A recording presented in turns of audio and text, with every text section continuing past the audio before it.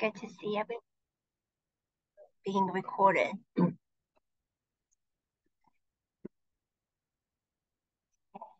So,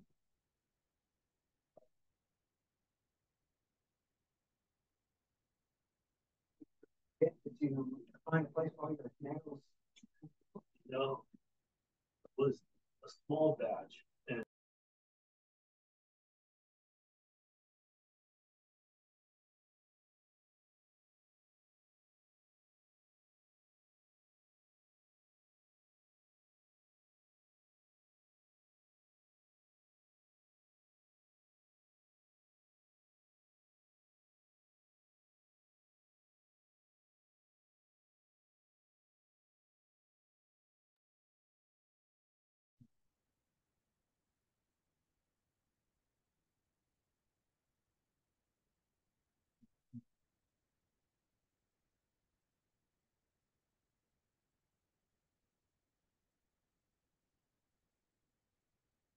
And okay, it's good to see everyone. We still have 1 more minute before we start. So, and Helga will be our moderator for tonight.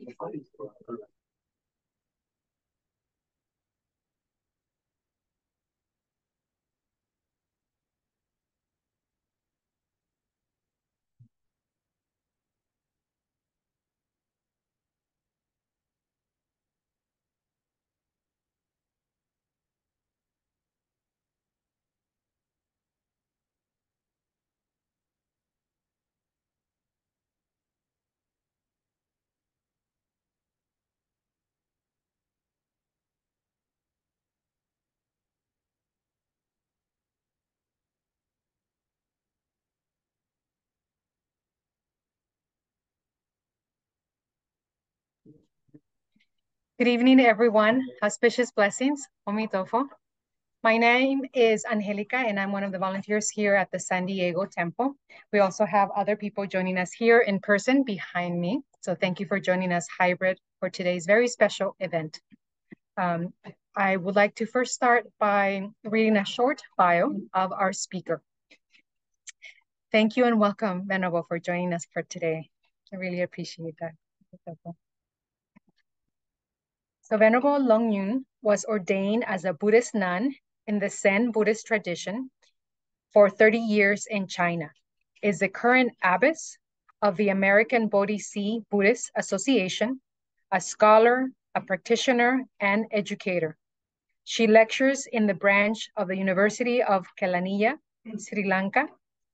As the first Buddhist foreigner to earn the Advanced Board Certification, BCC, through the Association of Professional Chaplains in the United States. She is also a professional spiritual care counselor at Stanford University Medical Center.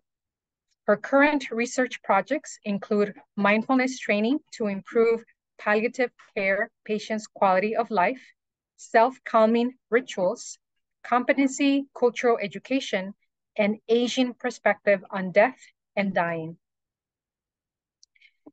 For today, just a little bit of format. If you have any questions, we will ask all those of you in the Zoom to please type them into the chat room, and I will be facilitating the process of Q&A by letting know Venerable at the end the questions that come in and read them, and letting you know also Venerable whenever we have questions as well here in our room. So I will be facilitating that process. And without further ado, I give it to Venerable to guide us in today's lecture. Omitofo. Thank you. Thank you, Angelina. Thank you so much. And I'm so glad to be here. And thanks a lot for Venerable Miao Zhang's invitation. And also thank you so much for you spending your time and to join these discussions. And we have a 48 minutes lectures and 10 minutes Q&A, okay? So now I'm going to share my slide.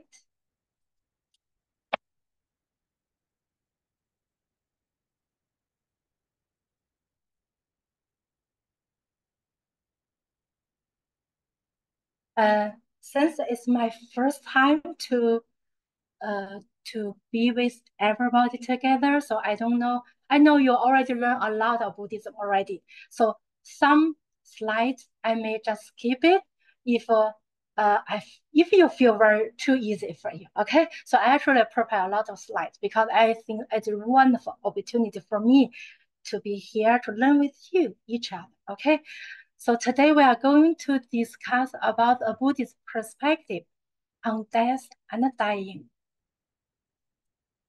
So we'll talk about two topics. First one, I will very briefly and share with you about the death and dying in the Buddhist field. And the second part, we will discuss how to pursue a good death.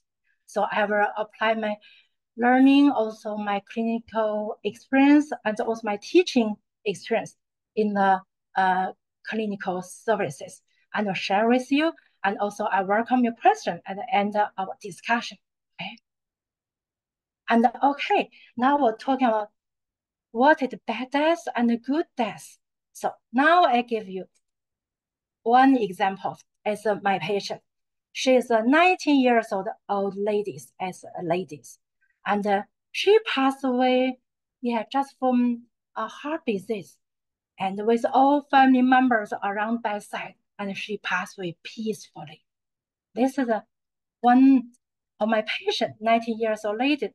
Another my patient, 18 years old, young schoolboy, and he passed out when playing basketball, and he never fully wake up in 4 months. So after 4 months, he passed away at ICU. We really do not know.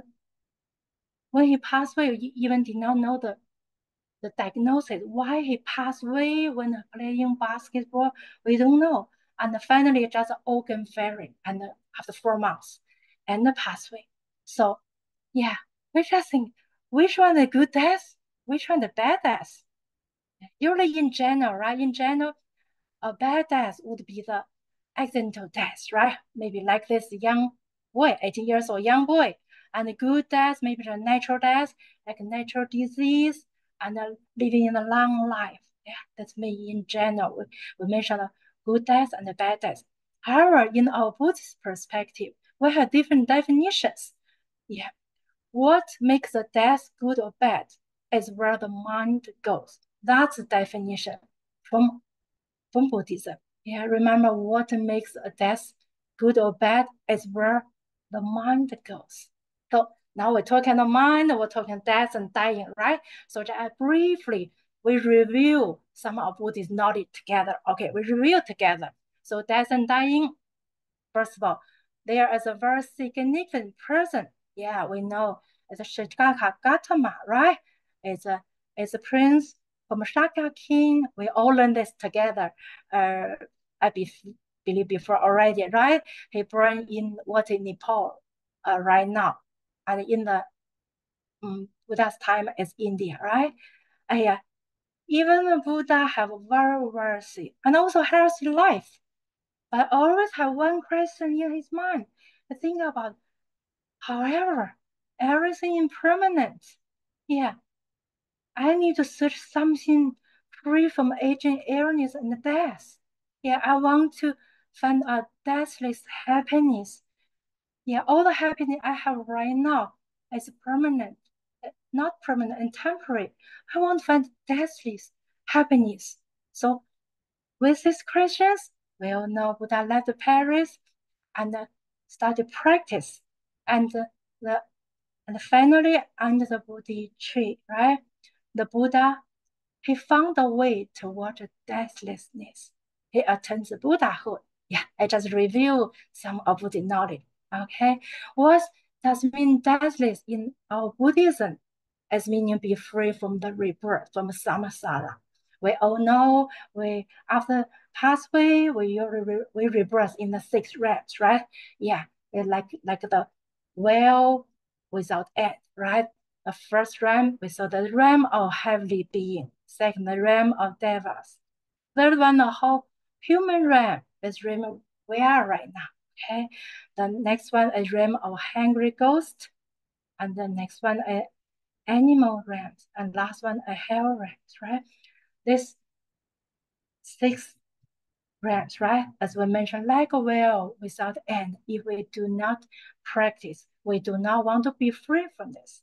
So deathlessness is mean we be free from this life circle.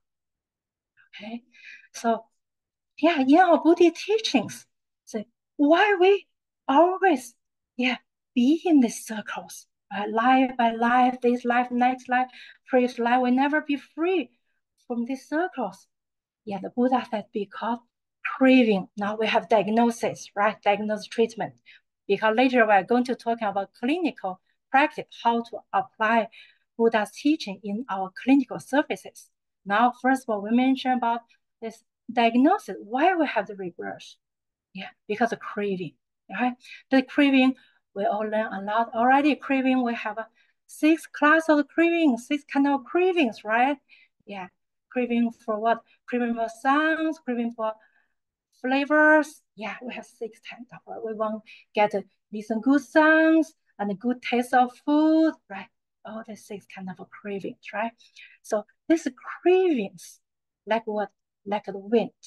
Why I mention wind was mentioned. Buddha compared the process of dying to a flame leading from a house on fire to another house next door. See, this craving like a wind blow this fire from this house to the next house. Yeah, and the cause on the birth of rebirth is craving. The craving like the wind, right? Blow the fire from this house to next house. This house like the life, right? This life to next life. And what's the reason we have to reborn from this life to next life? Because it's cravings. Because it's cravings. Okay. So, however, we can control our life in our control, right? The reason why we all practice, we can be free from the rebirth. Yeah. In the Buddha's teaching, Buddha mentioned, we mentioned what? That's the house nearby stand for our next life. Yeah. So we have 3 options. The first options, we make sure there is a good house nearby, right? We have a good house nearby. Yeah. What does it mean? It means we make sure next life, if we reborn again, better go to higher levels. We have 6 ranks, better go to higher ranks, right? The second option is get some control of the direction of the wind. See, we can get control of the wind, let the wind blow to the better house, right? As meaning if we reborn to the back, have a better life, right? However, the third option is the best one, is put out the fire. Yeah, because the first 2 options are basically aimed at a good rebirth. Only the first one aimed at going to free from rebirth. Yeah, remember the last one, the third one, put out the fire. Okay, so of course, what's the treatment? We have a lot of teachings in Buddhist scriptures, like the Noble Eightfold Path, right? Yeah, I believe you all have learned before already, right? Yeah, we'll discuss later some of them, okay? Now, how to prepare to die well? So the Buddhist practice is to train the mind to abandon unskillful qualities. So focus on the mind and spiritual state rather than unnaturally prolonging life. I will give you some case later, okay? Yeah, we do not suggest prolonging life. So prepare how to die well is important for everybody. Not only for everybody from right now, this moment, not to start from with diagnosis, a serious illness or maybe end of life. We should prepare right now. Okay, good. So I said one of the teachings, one Thai forest meditation master, Ajahn Fang teachings. He mentioned when you meditate, you are again practicing how to die, how to mindful and alert, how to endure pain, how to gain control of our inward thoughts, and maybe even reach the deathless, so that when the time comes to die, you will do it with skill. It's very important for everybody, right? Okay, now we're talking about deathlessness. We have talking about karma, right? This is core teaching from our Buddha. Karma is meaning actions, we all know, right? So our practice is about what? It's about how to train our mind, be more skillful, and have a skillful intention. Because skillful intention leading pleasure, and unskillful intention leading pain, right? Losing greed, aversion, and delusion. Yeah, I gave you maybe a very simple example, right? So in the clinical services, right, my patient, especially our Buddhist patient, also especially our Asian Buddhist patient, when they got cancers, right, they think the cancer is a stigma. They not only disease, the stigma. They always say, oh, the reason I got the cancer is a punishment for my previous life wrongdoing. They always think about, yeah, they always say, okay, yeah, I'm so ashamed, yeah, and it's wrongdoing for my previous life. However, what does the Buddha taught about this karma? Yeah, first of all, yeah, the Buddha mentioned your present experience and composed of three things. First, it's a result of past intention with long-term effect. It's maybe, yeah, the reason I got cancer, maybe we call the cancer bad karma, right? For previous life. Yeah. Yeah, that's one of the reasons. However, that's not only one reason. That's not only one reason. Although one reason is present intentions. Yeah, how do we live in this life? Do we have healthy life, healthy food? Do we practice mindfulness? Yeah. Do we learn how to be mindful? How to learn, yeah, to support others, learn how to be loving kindness, that all impact our well-being, right? The second reason. The third one is immediate result of present intention. Okay? The Buddha thought these three things, yeah, together bring the result right now. We got cancer, right? One reason maybe from previous life, but how this life, yeah, do we have a healthy life? And also, how about right now? After we diagnose it, right? After diagnosis, usually doctor will tell you, okay, now you are cancer, no matter which stage. Usually doctor at Stanford will such, okay, please eat more vegetable. That means if you can. So if you follow the doctor's suggestion, that also bring the result for our current life right now. Also bring the different results, yeah, for our disease. Right? I'll remember the three reasons. Majority Buddhist patient in my clinical service, almost 90% of them only mention first reasons. They have never mentioned second and the third. Okay. Now it's talking about how to pursue a good death. Yeah, when adult life. Yeah, from our Buddhist teachings, what determine the type of rebirth after death have two reasons. Okay, they all from our Buddhist scriptures. Okay, first is the mental states. The state of a person's mind at the time of death is very important. Yeah, how to practice, we can discuss more. Be mindful, but not easy, right? Not easy. Or even feel difficult to be mindful in the daily life. But as I know light, a lot of pain, a lot of spiritual distress. How to be mindful is so difficult for most of us, right? And second reason is a positive karma. We mentioned about karma, right? Good karma is be mindful of our actions. Yeah, action include our thoughts, word, and deed. The practice is passive karmas and the mental states are two main reasons to determine, yeah, where do we go to after we pass away? Okay, and now we discuss what are main emotional obstacles for the people at the end of life. Also have two reasons. There are other information from our Buddhist scripture teachings. Okay, the first reason is worry. Worry about what? Worry all the responsibility the person is leaving behind. Worry about my properties, my children. Who is going to take care of my children? Who is going to take care of my peasants? Who is going to take care of my pets? Right? Yeah. All these worries. Yeah. where became very important emotional obstacle for this patient. So from the Buddhist scriptures, one day Buddha, visited one of patient is dying, and this patient also carry a lot of worry about who? Worry about his families. And the Buddha said, look, you are dying. There's nothing you can do about your family right now. Focus on die well, because no one else can do that for you. See? These are our Buddha's teachings. See?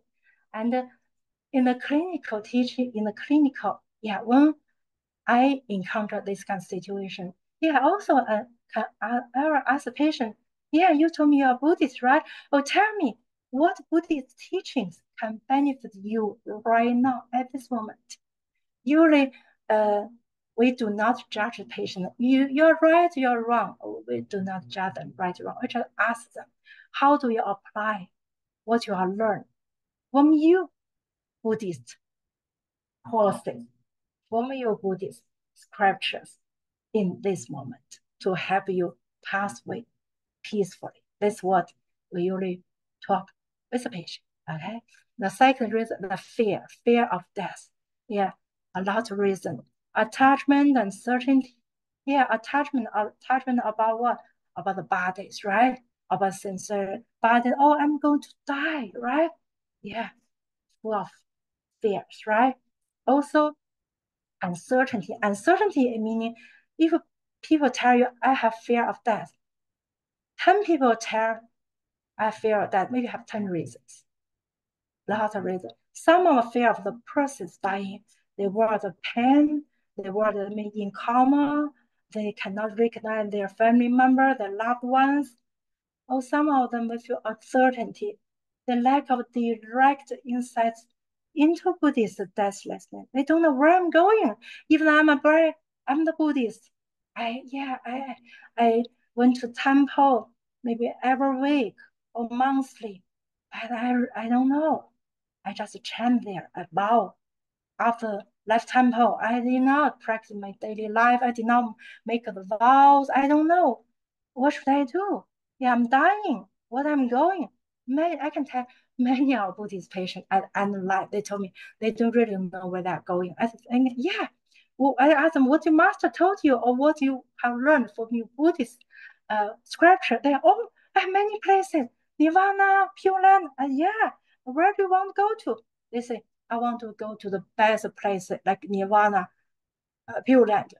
I want to, but I don't know how to go because they told me I did not practice. So one of the most important reasons, at the end of life for these patients, we call this a emotional obstacle for them. Actually, what is a strong fear about what? About the harmful things they conduct in this life. So the reason why we do repenting, right? They tell us, we are all human beings, right? We all maybe intentionally, unintentionally do many wrong things, I think. They tell us, okay, what's the wrong deeds they conduct this life? The strong fear, they worry about the punishment, they worry about the go to the hell. So that's the prime fear, actually. So usually as a professional chaplains, we will practice forgiveness together with patients. In our Buddhist teaching, we have a lot of teachings about how to forgive ourselves and how to forgive others. I also use some forgiveness meditation to work with my patient. It really works really well. Okay, so now I give a simple case. It's my patient. His name is John. Okay, the one day I received first medical team. They said, hey, Venerable, one of Buddhist patient want to a Buddhist chaplain visit. And okay, so I went to the John's room and knocked the door.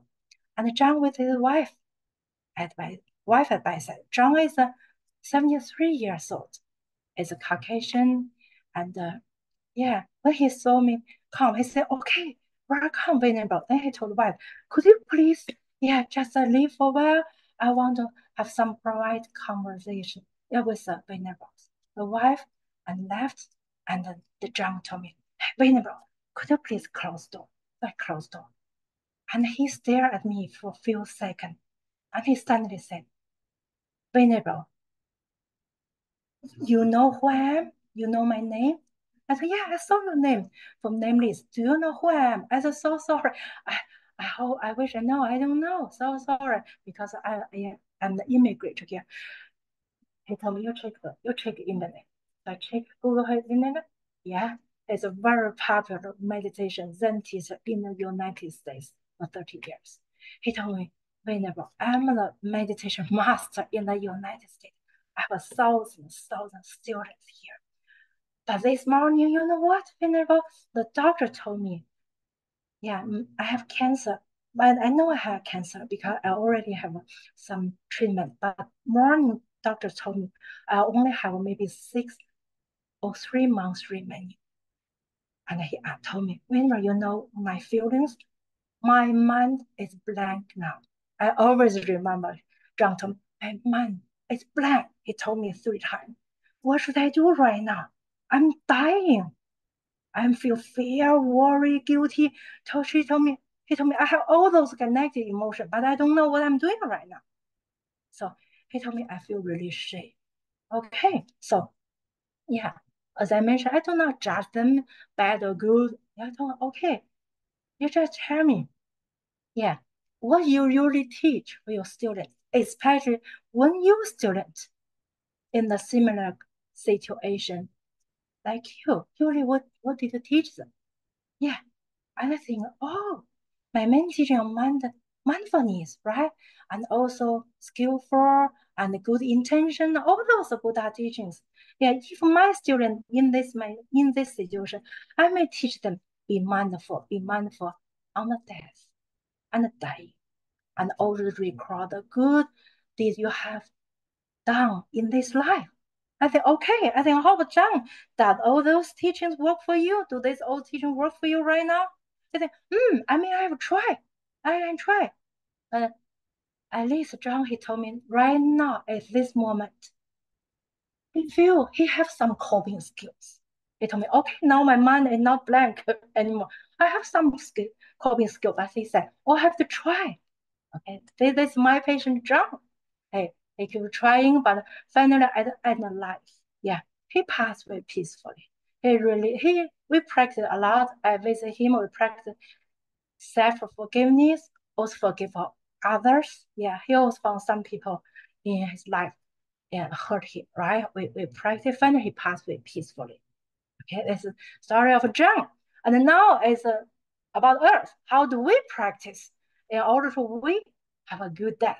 Because everybody will have that moment. Okay, so now, yeah, we can practice a lot. Many Buddhist teaching, right? We can practice. Now I just give 4 simple examples. I think this more maybe related to in my clinical services, also to my patient. First one, convention. It's very important, right? We have to believe in the Buddha's awakening, believe there is Buddha, believe we have Buddha's teachings and Dharma, also believe this Dharma can lead us be free from these life circles, be free from samasanas, and let us attain to deathless happiness. Okay, we should believe this. And second, virtue, right? Virtue is do good things, yeah, good deed, good thought, right? And good action, good thought, good speech. All we have learned. By the way, I know you learn Buddhism for many years or no. I believe you have a lot of knowledge. I do not really uh, explain in detail about this part. Yeah, we're more focused on how to apply these teachings.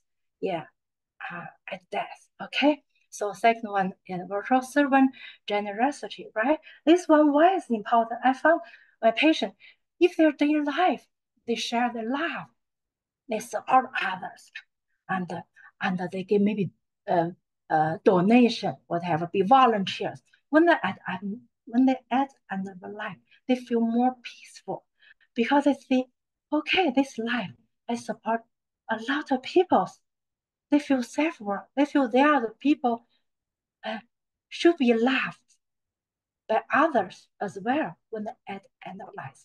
Because people when they at end of life, especially after the diagnosis as a terminal illness, they always think, okay, see, I'm a bad people, so I got this serious illness. So say because I'm a bad people and I did nothing good in my life. Many people they say. So what we do is I just let them recall the good deed they conduct in this life. So I found many patients, if they conduct many good deed, generosity in their life, very easy for them to recall that memory back. Okay. And last one, discernment is very important. Okay. So this one, yeah, just what to do, only the action that is good effort, right? Yeah. We develop the good thoughts, good actions, or we learn, right? Yeah, that's very important. This four, as mentioned, why I use this because really relate to, yeah, as I know my patient at the end of life. Yeah. So now what I learned, so we mentioned about the house, right? So we know our life in our controls, right? So we control the wind, we can control the fire, we can control the direction of wind, right?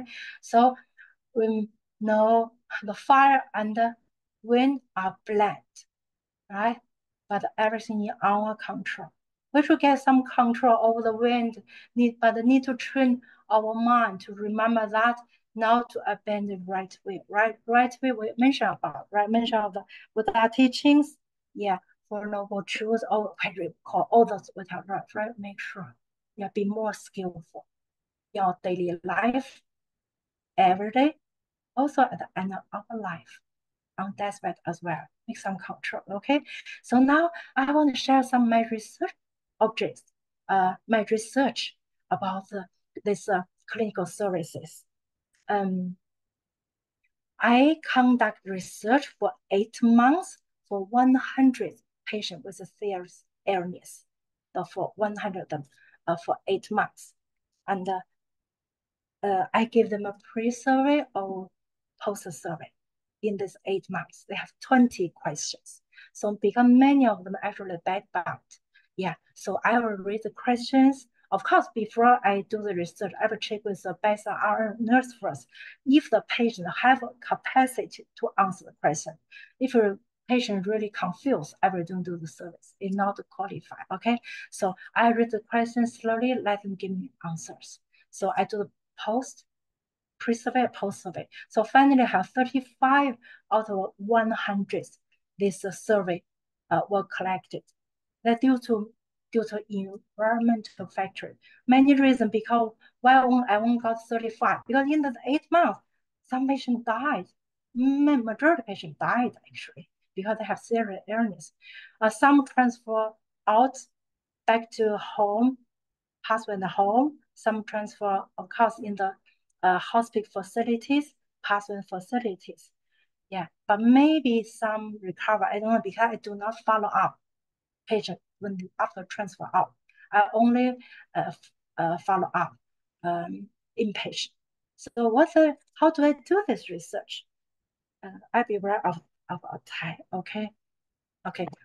When the research ever I believe each patient is unique. So the skill will be varied. I will show you what kind of technique I'm using in the next slide. Okay. So I made this card, handmade small card, be mindful, right? I made this card, and when I was the patient and by set, it's one by one because as I mentioned, many of them they bed down, they cannot leave the room.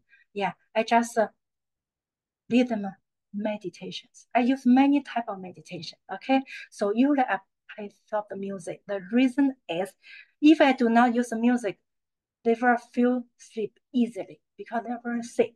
I play soft music, let them listen to music. Also, I get them this simple meditations. Yeah, especially for the majority of them beginners. Some of them have some experience, have some meditation experience. And as I mentioned, I make this card. Okay. When I left, I will leave the card with the patient. So I will remind them, be mindful because I cannot be them every day, right? So I remember be mindful. I leave the card, then I check card every day. If you can be mindful, then some are left next to a pillow, some on the table. So this is my research. I call self-calming ritual. Yeah, and you basically I use these 5 techniques. And they're very useful. I can tell also work really well. The reason why I have to use the different techniques because as mentioned, everybody is different. Every patient is different. I have to keep adjust my method to teach them. Maybe one patient I have to keep shift the method for each time, okay, for each visit. Okay, first one breathing meditation. This is also from our Buddhist, our Buddhist teaching on breathing meditation. This was very I use this to train the patient, right? Train them to be mindful. So it's better for the patient. They have anxiety and stress. Yeah, and I think very works really well. This is this technique, but only I cannot use a patient intubated. The patients the breathing really on the machine, like the ECMO, whatever the machine breathing machine, right? I cannot use it. And then second technique, I'm using the mindful actions. I remind them eating, be mindful eating, sleeping, talking. I keep reminding, yeah, practice, be mindful, and mindful actions, right? So this can draw their attention to the present moment. Otherwise, they really have wander mind. See, they lay in the bed 24/7, have nothing to do. Only thing to do is to think future, past, and worry, fear, all those. Yeah. So I train them, right? Be mindful, and this can let the patient get rid of their painful reflection. It means many of patients experience pain when they are at the ICU, when they have a serious illness, right? Especially cancer, whatever. So this practice I found can help them really reduce pain. Okay, third one we saw body scans. You may also heard a lot the body scan meditation, right? So this one and the body scan meditation also have many type of.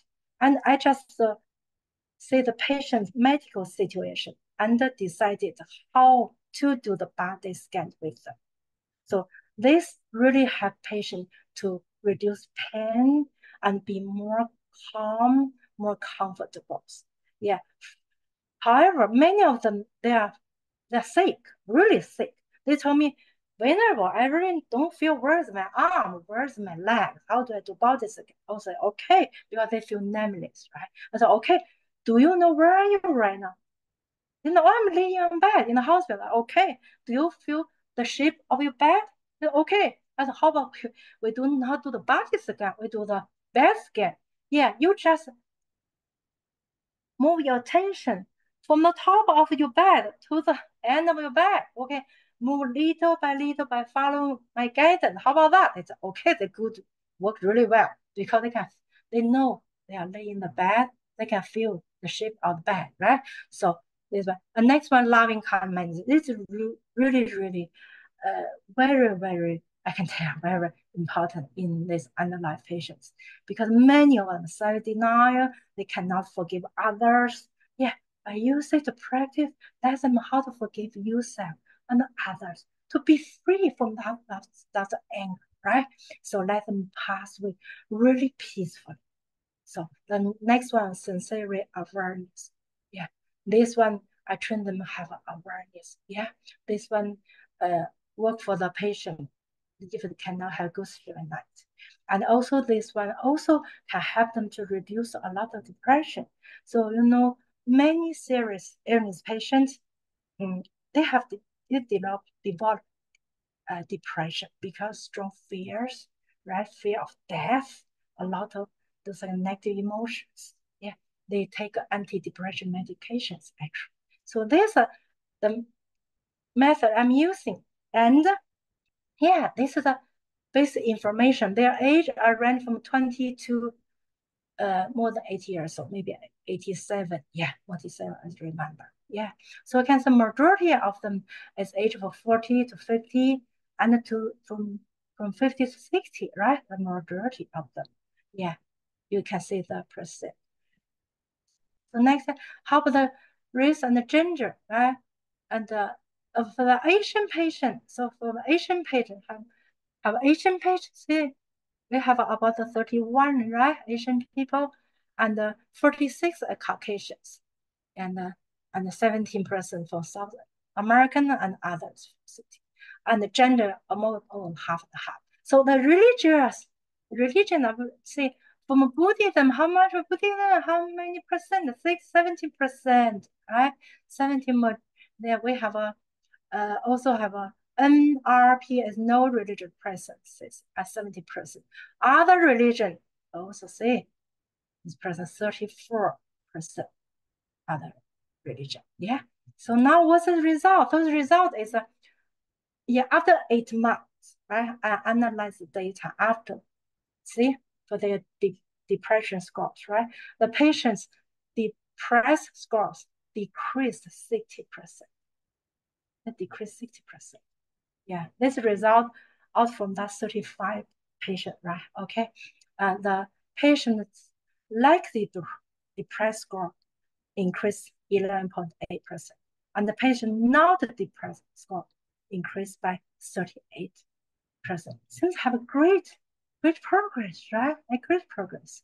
So reason why we more focus on the depressions because as I mentioned, patients with serious illness, majority of them, I can tell, develop depressions. They really impact the quality of their life and also really impact the result of their death.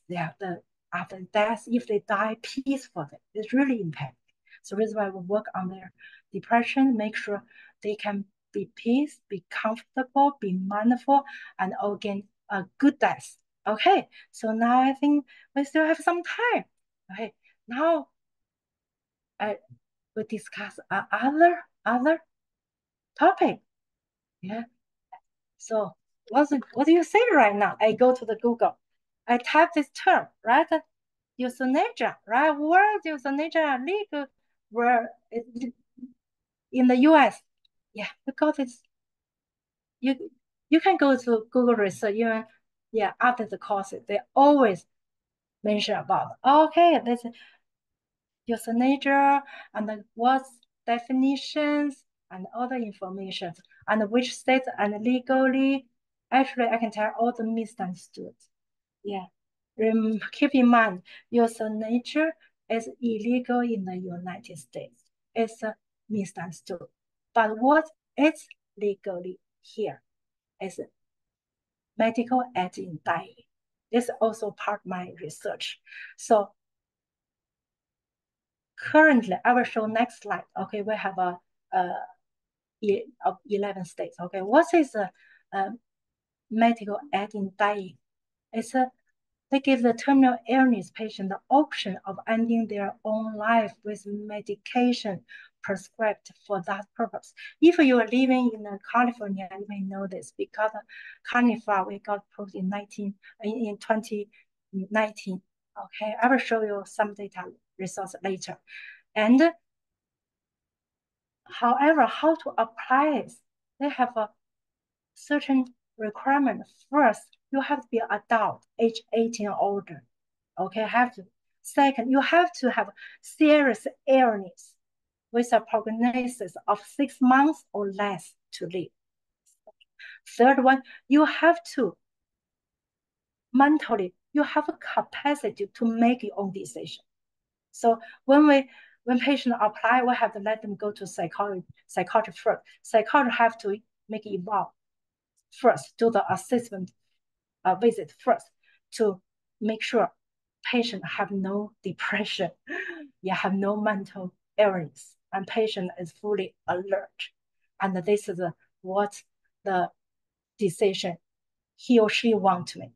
And also when do this number one, right? We ask if the patient is he or she make a decision, right?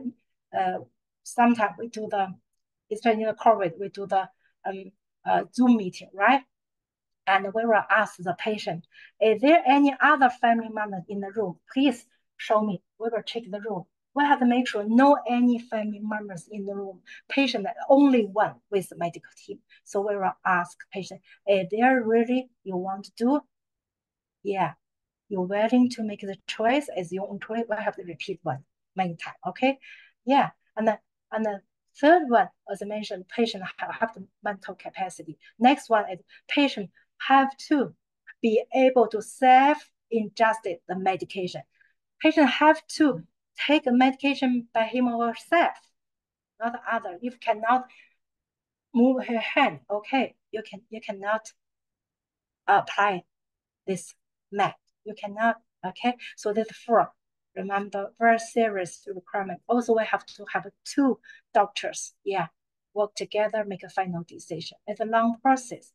But now I made this map, right? So now in the United States, we have Washington, D.C. and 10 states, we legally approved any serious illness patient with a life only 6 or less than 6 remaining, yeah, you have a capacity to make decision. Also, you can drink meditation by yourself. Yes, you can apply.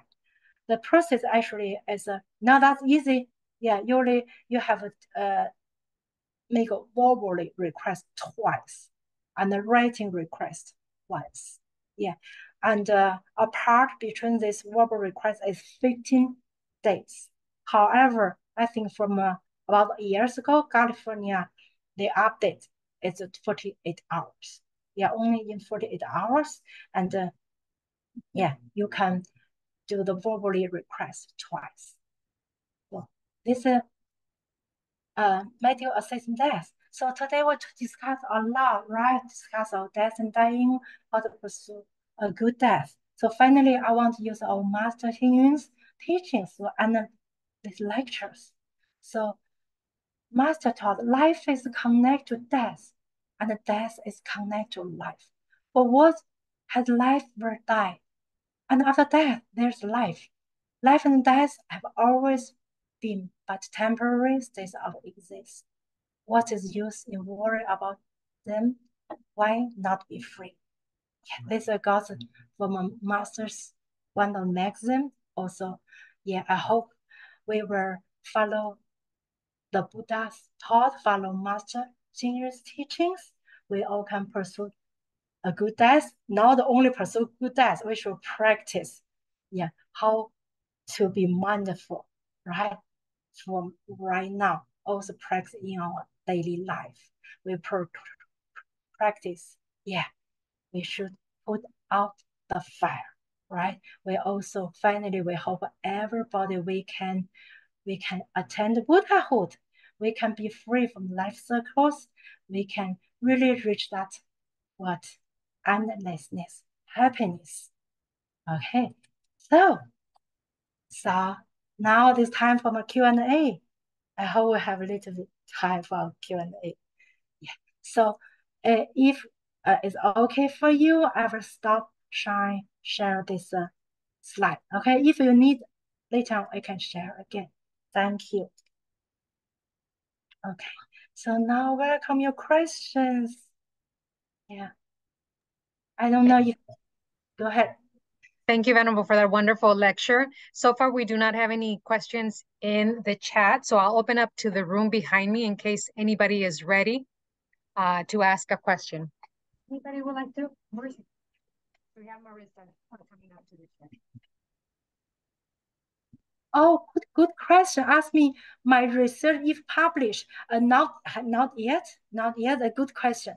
Not yet, but I share with everybody first. Yeah, I conduct several research. Is one of them. Yeah, and not yet. Thank you for asking. Hi, thank you so much for your lecture. I'm a doctor myself, and I'm just kind of curious how to stay mindful through the sickness and dying part. Like it's hard because like I can be very objective and I can deal with it like objectively and be like, okay, this is it. But emotionally, um, even if it's not me, like it's hard. It's to connect to that emotional part and to be able to still fully embrace that emotional part because that's all part of us as humans, but still make the right decisions going forward for, say, a patient. Like, because cancer is not a death sentence, for example. And it's like, but I remember being with a friend of mine in her final stages of cancer, and it's like, where there's hope, but there's also delusion. There's a lot of things gets mixed up at the end. And also the drugs didn't help either. Like, Yeah. so I'm just Yeah. kind of, how do you help someone be mindful in the midst of all that? And That's how a, do you yourself be mindful and not that's be a, to it? Thank you. That's wonderful question. Thank you so much for the question. Yeah, first of all, as you mentioned, right, and end of life, right? The doctor will give them some medications, right, to reduce the pain. But I can tell you, uh, I met some patients, right, with very good practitioners. Yeah, one is one of the ladies is I think around 70 years old. She is really good Buddhist. She practices Pure Land Buddhism, and she practices really well. And the reason why I visit her because doctor said, Catherine, you have to come vulnerable because this patient, she refused to use any kind of pain medication. She worried about cloud mind. She worried about she will lose the full she will lose the mental state to recite her name of Buddhas. So when I meet a patient, the patient really concentrate on meditation. It even ignores me when I was present bedside. Because I enter myself. And the patient, she told me, thank you for visiting, master, but thank you. I don't need. I'm okay. Now I concentrate on my recitings. I know what I'm doing right now. Also, I know what I'm going to go next life. I know I will face pain, but I think I know how to deal with my pain. I trained this already in my daily life. I'm not practicing right now to pursue good death. She said I protect all the time in my daily life because I found because she had good Buddhist family. Also, her sister is abbot of the one biggest temple. That's maybe that family environment. And then she doesn't need me. So okay, I tell the doctor what happened. Doctor, okay. So because it's a we call autonomy, right? It's patient choice. And when she at bedside, when she passed away, I did not at bedside, but she doesn't need me. However, I raised the chart notes from our doctor. Doctor have no religious preference. Doctor is unbelievable. From observing the patient's face, I can tell she have no physical suffering, maybe also have no spiritual pain, spiritual stress. She really passed away really peaceful. That is one of the cases I encountered in my clinical services. So as I mentioned, we have to practice prepare every day, not only at that moment. Like my patient John's story, she is very popular, I can tell, but I cannot share his name. He's very famous here. 30 years as Zen master teachers. He still doesn't know what he do at that moment. Practice every day. Lay people, I can tell he really maybe this like this auntie we call her grandma. He don't have a good education. He doesn't speak English. He doesn't really know a lot of scripture. He doesn't know one thing. I believe Buddha. I believe teaching. I have to practice. I want to be free from suffering.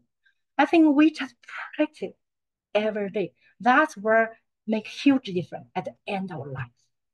Every day, not only practice, also one thing also important. Make sure clear our negative emotions every day. I think we have an emotion box. We call emotional box. I call everybody we have all the emotion, usually negative emotion. Reason is we share our happiness with everyone around us, but only carry that negative emotion in the box. And we don't want to share with others, right? But when that emotion will come out, yeah. Usually when we diagnose it, a serious illness, be hospitalized, we lay in the bed, okay. Only things we can do is to think, oh my, all the emotion coming out. In other moment at the end of life. Because you are healthy, mentally, physically, we can control our emotion. But end of life, we are weak. We have everything no control at all. The emotion, they were coming out automatically. That's I found huge difference. If we can clean that emotion every day, make sure we do not carry those emotions. So then we have when we attend that at the life, that moment, we feel so confident. Practice every day. That's my suggestions. Thank you.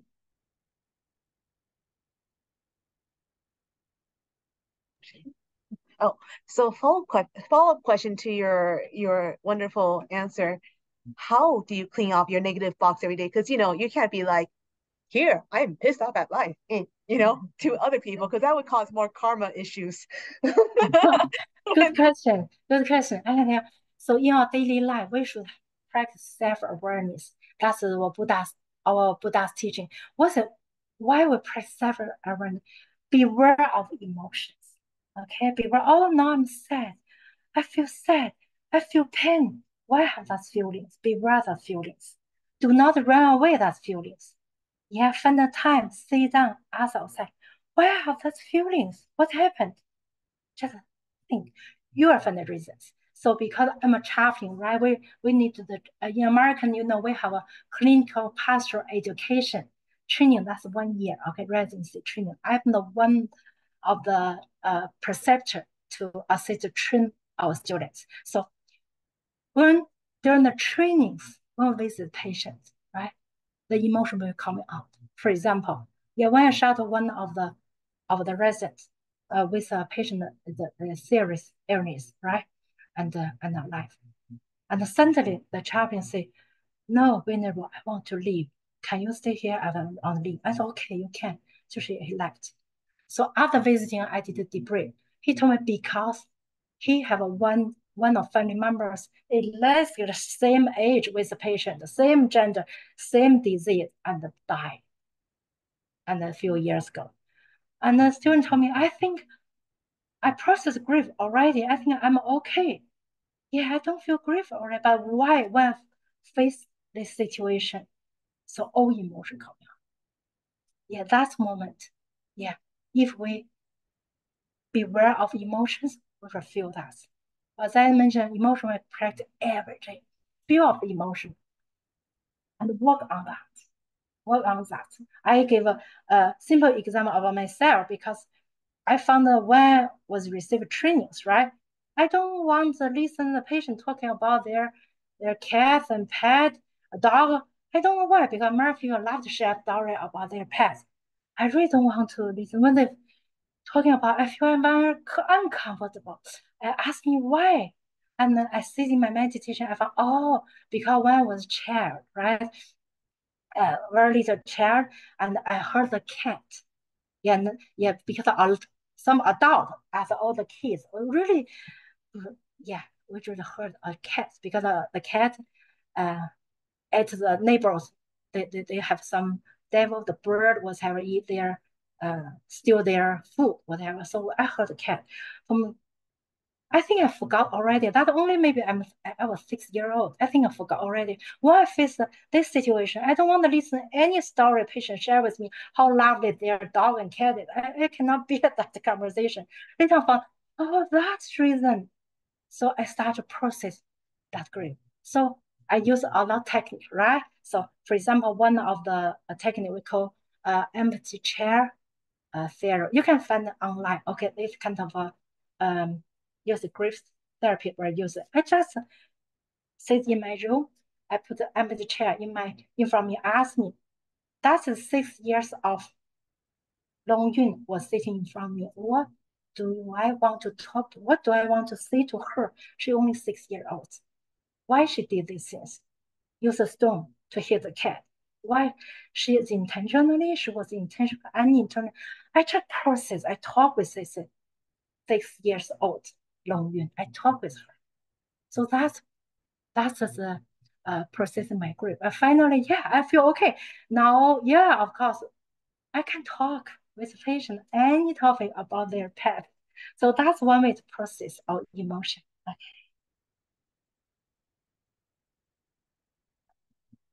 That's it's 27. All right. Goes by. Thank you. Yeah, Yes. close by. Sorry. Yeah. So multiple comments on the chat. None are specifically questions, Venerable. So we have maybe another minute. If anybody had hopefully a quick question before we end, I'll guide it towards the Zoom. If anybody is there who would like to ask something that is very important and can't wait. So I'm zooming through the names to see if I see anybody lifting their hand. Okay, Yeah. good. And since it is now 28, I'll pass it to Venerable Miao Zhang so she can do the final remarks. Thank you everyone for your participation and also in helping us with the Q&A. So thank you so much, Verbal Longyun, for sharing with us all the clinical practices and how to apply Buddhist teachings in facing with like part of life, which is dying, and facing accepting death. Yeah, so if anyone who have any further comments or questions, maybe like you can email us, and then we can pass it over to Venerable Longyun in the near future. Yeah, so to conclude our lecture for today, let us join our poems and to do dedication merit. May kindness, compassion, joy, and equanimity pervade all worlds. May we cherish and build affinities to benefit all beings. May Chan, Pure Land, and precepts inspire equality and patience. May our humility and gratitude give rise to great vows. So thank you again, Venerable, and thank you everyone for spending us with the time, an hour, to be together and learn so much about the Buddhist perspective on death and dying. So thank you. And then we don't have announcements, but we will not have TBIF next month. But in September, we are going to have our TBIF, and then we have invited our neighbor temple, Dhammabam Temple. Jeff is going to give us a lecture, but we haven't decided the topic yet. But it's something to look forward to. Thank you again, Venerable, and thank you everyone. Thank you.